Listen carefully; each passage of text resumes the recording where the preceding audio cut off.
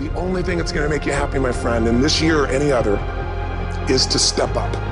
It's to raise the standard. It's to discover what you're capable of and feel that incredible power of pushing through whatever's holding you back and get to the other side of more of your true self.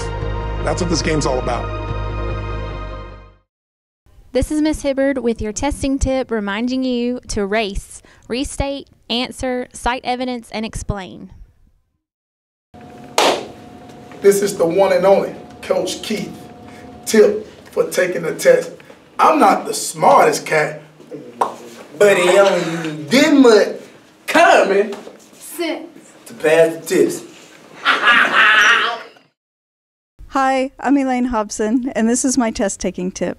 I recommend that you take as much time as possible on your test. If you look at somebody who's really successful and you think, wow, I mean, they're so amazing, they're such a genius, you gotta dig underneath and you gotta remember something. People are rewarded in public for what they've practiced for years in private. Ms. Swindle's test-taking tip: eat your peppermint before you test. There was actually an experiment done at McCarthy High School where a class of 9th graders were tested. Half were given peppermint before the test, the other half were not.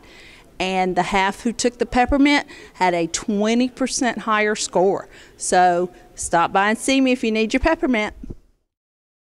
Hey, I'm Major Henry. Here's some test-taking tips for you students. First of all, get a good night's rest before you take the test, and also dress comfortably, but dress sharply, because if you dress better, you feel better, you do better on the test, okay? So good night rest, and watch how you dress.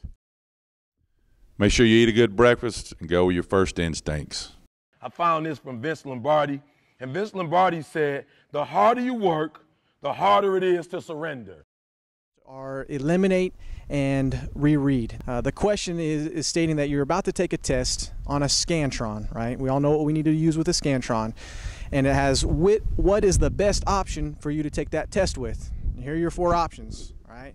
You've got a highlighter, you've got a good number 2 pencil, you've got a Sharpie, and you've got another number 2 pencil, all right? You know right away you're not going to use the highlighter.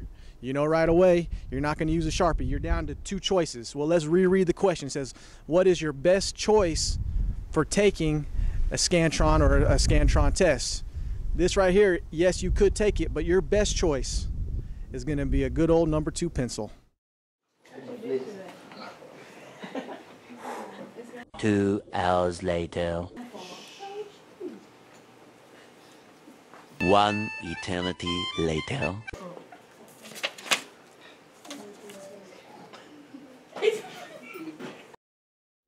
Okay, so many students start giving it up as they're going through. They get tired, they're getting wore down.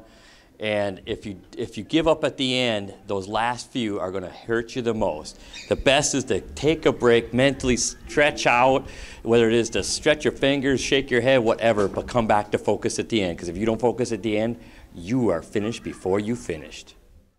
All right, this is Miss Austin's test-taking tip of the day. When approaching the dreaded word problem, an easy way to keep your variables separate is to find them. Weight, I'll circle the weight, and I'll put a square around the distance. So Elijah weighs 150 pounds, Jade weighs 100 pounds, and the fulcrum's 16 feet long. That's my tip for the day. Good luck. Now, if you know what you're worth, now go out and get what you're worth. But you got to be willing to take the hits and not pointing fingers saying you ain't where you want to be because of him or her or anybody. Cowards do that, and that ain't you. You're better than that. The best test-taking tip that I have for most people is study early. Start early, take good notes, and follow up. Go over your notes just before the test and relax. The night before taking a test, you want to make sure you get plenty of rest. Get up in the morning and eat you a good breakfast.